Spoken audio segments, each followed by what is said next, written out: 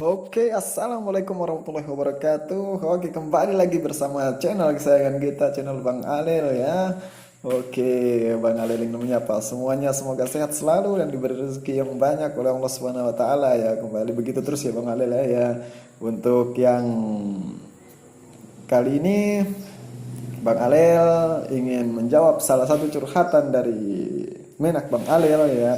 Ini dari ya Bang Alil bisa katakan ya om lah ya dari om-om lah ya. Jadi atau inilah Pak Bang Alil panggil Bapak aja lah ya. Jadi ini curhatan dari om kita atau bapak kita yang berinisial TK ya, berinisial TK.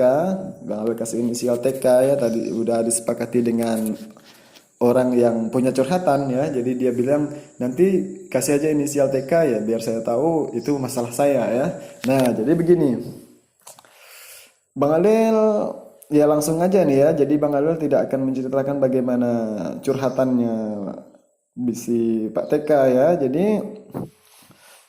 ini TK ini ya. Jadi seorang orang tua yang mempunyai istri, dia punya istri yang udah meninggal, jadi dia menikah lagi dengan istri yang dengan yang istri baru ya. Jadi cerita ini kasusnya ya sebelumnya anaknya juga pernah curhat dengan Bang Alil ya. Bang Alil juga nggak tahu ya kok saking banyaknya yang curhat jadi ketemu gitu ibaratnya. Oh rupanya ini nih dengan ini nih rupanya satu masalah rupanya, jadi mereka sama-sama curhat dengan Bang Alil ya. Jadi Bang Alil kali ini menjawab dari sudut pandang untuk bapaknya tapi dari sudut pandang anaknya ya. Jadi untuk bapak ya, ya dari semua cerita yang bapak sampaikan ke saya ya, jadi bapak bertanya ya apakah salah saya menjadi selaku orang tua kepada si anak ya.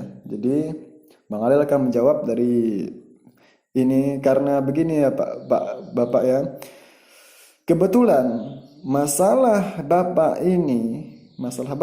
dengan masalah saya bisa dikategorikan sebagai anak Bapak sekarang. Yang apa yang anak Bapak rasakan sekarang itu sama seperti yang pernah saya rasakan karena kejadian ini persis sama seperti kejadian kehidupan saya. Jadi Bapak selalu bertanya kepada saya, apakah salah saya selaku Bapak begini atau selaku orang tua begini. Kok kok kenapa anak saya kok pas ketemu kok ramah kan? Bapak juga bingung kan? Bapak bingung ketemu kok ramah tapi pas saya suruh menjenguk kata apa segala, kok dia tidak pernah waktu lebaran kok main ke rumah saya, kok tidak pernah waktu ada acara keluarga kok main ke rumah saya begini atau ketemu, padahal tapi pas saya telepon, saya WA, saya chatting segala macam dia jawab dengan sopan santun ya. Jadi begini ya Pak ya. Ya, saya sama persis pernah merasakan, saya tahu persis apa yang anak Bapak rasakan sekarang karena dia juga curhatnya ke saya. Ya, jadi begini Pak, anggap sajalah saya ini anak Bapak. Ya, saya akan mewakili apa yang disampaikan anak Bapak kepada saya karena saya juga merasakan hal yang sama. Pernah ya, bukan saya sekarang, pernah merasakan hal yang sama. Ya, jadi begini, Bapak kan punya anak dua ya Pak ya dari istri yang pertama ya. Sekarang dia juga kebetulan dia anak yang paling tua ya. Nah sekarang Bapak udah punya satu lagi anak dari istri Bapak yang kedua. Jadi begini Pak, untuk Bapak mungkin saya tidak akan menjawabkan gimana. Bapak juga bisa menyimpulkan sendiri. Saya akan menyampaikan dari anak Bapak ini ya. Tapi anak Bapak saya tidak akan bocorkan siapa, walaupun cuman inisialnya pun saya tidak akan bocorkan karena masalah dia nanti akan saya ceritakan sendiri ya. Oke. Jadi begini, Pak. Wajar, Pak. Wajar jika anak Bapak tidak tidak sinkron waktu pas bertemu dengan Bapak atau chattingan waktu bertemu dengan Bapak dengan tidak hubungan dengan tidak langsung seperti telepon, WA, chat atau ya apapun itu ya. Ya, dia menjawab dengan sopan santun. Bapak harusnya menyadari, Bapak harusnya sadar apa yang anak Bapak rasakan sekarang. Bayangkan loh, Pak. Dari semua kejadian yang telah dia ceritakan sama persis dengan apa yang saya pikirkan tentang Bapak ceritakan ke saya. Karena seperti yang anak Bapak rasakan sekarang, siapapun anak yang merasakan hal tersebut pasti mungkin tidak akan seperti anak Bapak ini, mungkin lebih parah. Bahkan anak Bapak saya salut dengan anak Bapak sekarang ya.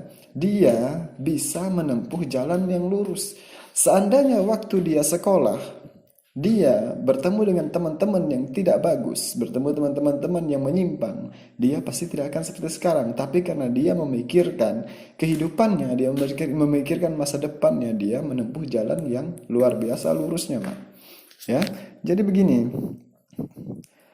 Coba Bapak pikirkan, kenapa kok bisa terjadi seperti ini? Alasannya kok lah.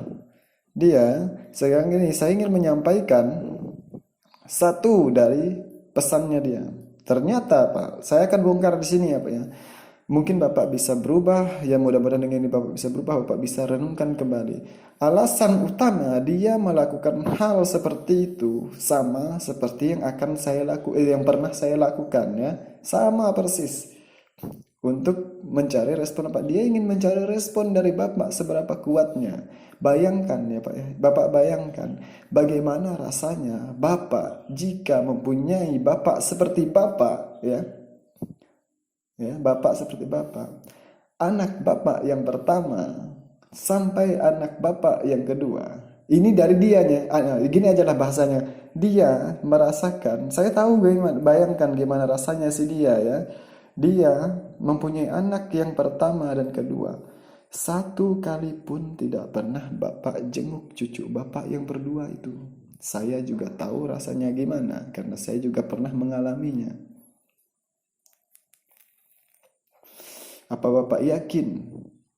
Apa Bapak yakin mereka tidak terluka? Berapa orang hati yang terluka oleh kelakuan Bapak? Sedangkan Bapak selalu memposting kehidupan Bapak selalu memposting kehidupan keluarga Bapak yang baru tanpa memperhatikan anak dan cucu Bapak.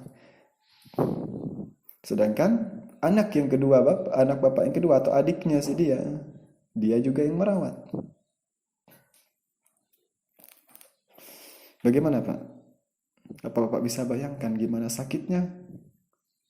Saya bisa bayangkan karena saya pernah merasakan hal yang sama, Pak. Mungkin itu masih bersyukur ya Pak ya, masih bersyukur sekali dia hanya tidak lebaran, tapi itu sudah sangat memukul untuk selaku orang tua harusnya. Harusnya Bapak bertanya, tapi apa Bapak pernah bertanya kepada dia, kok kenapa begini? Bapak tidak menanyakannya sama sekali. Walaupun mungkin Bapak bertanya, mungkin dia menjawab dengan jawaban yang agak sopan. Maaf Pak, saya karena kerjaan jadi tidak bisa ke sana.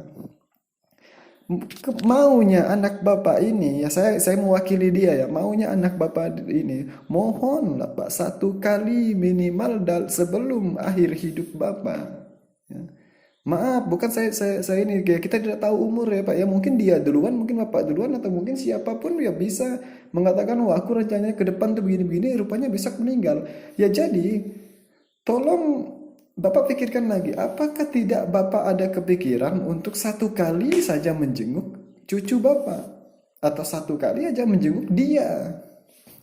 Sedangkan dia udah dari kelas 2 SMP, dia udah merasakan hidup sendiri. Dia punya orang tua loh. Orang tuanya, wih mantap pekerjaan orang tuanya, pengusaha ya rupanya. Wih banyak hartanya, asetnya di mana-mana. Tapi kok anaknya masalah buku atau SPP pun dia tidak bisa membayar. Dia harus kerja dulu dari kuli. Dia harus banting tulang dulu sendiri. Dan apa bisa Bapak bayangkan, dari SMP sampai sekarang satu kali pun dia lebaran tidak pernah Bapak ajak ke rumah. Dan di waktu dia pernah ke rumah dengan temannya, itu Bapak tidak mengenalkan dia kepada teman-temannya kalau dia itu anaknya Bapak. Dan dia begitu Bapak bisa bayangkan bagaimana terpukulnya waktu dia melihat foto keluarga, dia tidak ada di situ. Dan bayangkan lebih baik lagi, lebih banyak lagi terpukulnya dia waktu pas dia duduk bersama teman-temannya, di situ juga ada rekan bisnis Bapak dan bertanya, "Loh, bukannya kamu ada teman itu apa namanya ini keluarganya ini bagus?" "Iya," kata. "Anak kamu berapa?" "Cuman satu." "Jadi anak bapak yang dua dulu kemana?" Dia bertanya itu kemana. Bayangkan Pak, anak bapak ini dia laki-laki Pak ya. Umurnya mungkin dia di atas saya, ya di atas saya. Sampai nangis Pak. Dia bercerita dengan Bang Alil ini dan saya pun sampai agak parau karena saya teringat kembali bagaimana rasanya saya dulu. Itu tidak bisa dibayangkan. Sekarang dia sukses bukan karena Bapak. Ingat loh Pak, dia sukses karena dia sendiri, tapi dia sadar kalau dia membangkang ke orang tua, apalagi Bapak, ya, apalagi ayah. Itu dalam hukum agama itu dosanya luar biasa. Itu alasannya mengapa dia waktu Bapak chat, waktu Bapak telepon segala dia jawab dengan sopan seolah-olah dia anak berbakti kepada Bapak. Ya. Karena dia tahu, Pak, dia sadar hukum agamanya. Tapi apakah Bapak sadar selaku hukum agama Bapak yang bertanggung jawab kepada anak tersebut? Walaupun dia sudah menikah, walaupun dia sudah punya anak, tapi apakah Bapak tidak memikirkan cucu-cucu? Cucu-cucu Bapak ini, tolong Pak. Saya dari Bang Arel ini menyampaikan isi hatinya ya Pak, karena saya juga merasakan hal yang sama, pernah merasakan hal yang sama. Mohon atau Bapak coba trik ini Pak, datanglah.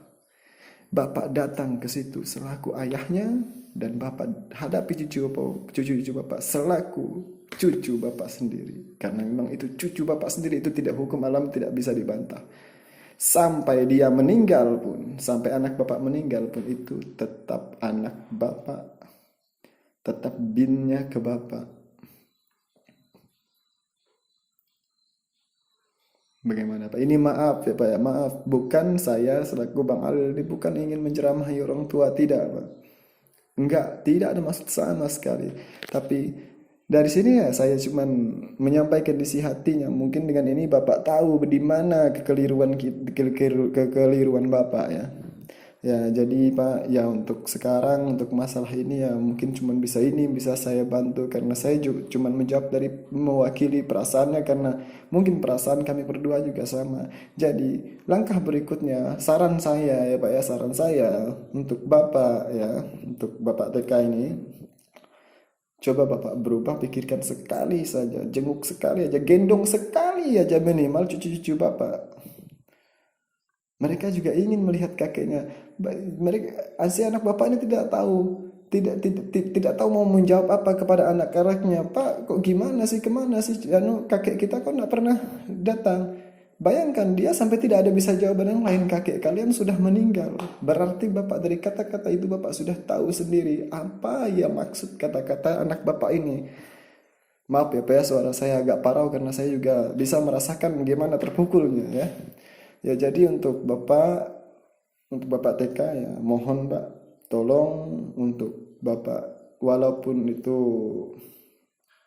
bisa kalau ini menurut saya ya jangan Bapak memikirkan karena Bapak pengusaha, Bapak dengan ini begini ya pokoknya jabatan apalah pokoknya yang intinya status Bapak yang tinggi itu tidak akan turun karena menjenguk anak Bapak yang hidupnya sengsara sekarang Pak. Udah sengsara dari ekonomi, dia sengsara dari segi kebatinan. Ya, jadi itu aja dulu saran dari Bang Alin ya Pak ya, yang mudah-mudahan ini bisa membantu dan mudah-mudahan Bapak bisa terketuk hatinya ya. Untuk anak Bapak ya hutang saya juga udah selesai karena saya udah selaku ini langsung menjawab pertanyaannya ya Pak ya. Ya nanti saya sampaikan salam ini dari Bapak ke dia atau dari dia ke Bapak, nanti akan saya sampaikan melalui chat.